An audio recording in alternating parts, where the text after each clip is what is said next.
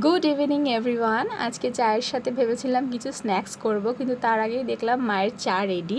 তো ভাবলাম চাটা বিস্কুট দিয়ে খাবো, কিন্তু তারপরে একটা স্ন্যাক্স আজকে বানাবোই, সেটাই মাথার মধ্যে ঘুরছিল। তাই মাকে বললাম কি বানাবো। মা বললো ফ্রিজে লোটে মাছ আছে, চল লোটে মাছের দিয়ে কিছু একটা কর।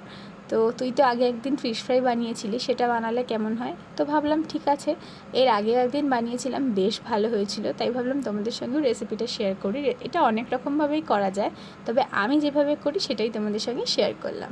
ফ্রিজে যেহেতু বেশি কিছু ছিল না, যেহেতু আগে থেকে প্রিপারেশন ছিল না কি বানাবো, সেই কারণে অল্প ধনেপাতা ছিল, সেটাকে একটুখানি ধনেপাতা, আদা, রসুন আর কাঁচা লঙ্কা দিয়ে পেস্ট করে রেখেছি। আর মাছটাকে মাঝখান থেকে চিড়ে কাঁটাটা বার করে নিয়েছি।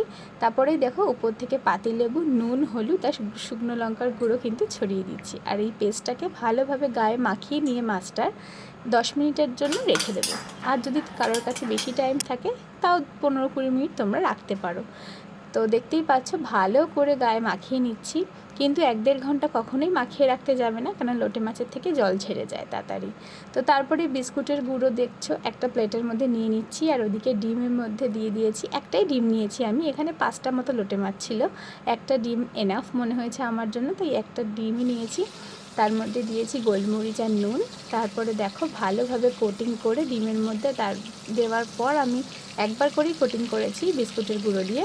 তোমরা চাইলে কিন্তু 2বার করেও কোটিং করতে পারো, কিন্তু দেখো একবারেই কোটিংয়ে কী সুন্দর দেখতে হয়েছে। আর খেতেও কিন্তু ভীষণই মচমচে হয়েছিল, মানে অসাধারণ ফ্লেভার একটা ডিশ। বিকেলবেলা খুব ঝটপট তাড়াতাড়ি হয়ে যায়। আর তোমাদের বাড়িতে যদি প্রন থাকে, প্রন দিয়েও কিন্তু করতে পারবে, আর অন্যান্য মাছ দিয়েও করতে পারো, তবে আমি বলবো লোটে মাছ আর প্রন দিয়েও বেশি ভালো লাগে খেতে। তো চলো, আমাদের তো বিকেলের আড্ডাটা একদম জমে গেছিলো, একদম কাড়াকাড়ি পড়ে গেছিলো খাওয়ার জন্য।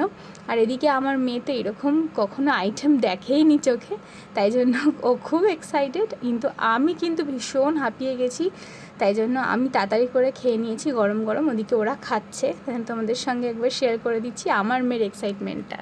আমরা একটাও ফ্রাই দিইনি বলে ওর খুবই মন খারাপ, তাই বেচারি সসের বাটি নিয়েই বসে আছে। তো ও বসে থাক সসের বাটি নিয়ে। তোমরাই ভিডিওটা জানিও কেমন লাগছে, ভালো লাগলে লাইক করো। তো টাটা। একটু বাই করে দাও।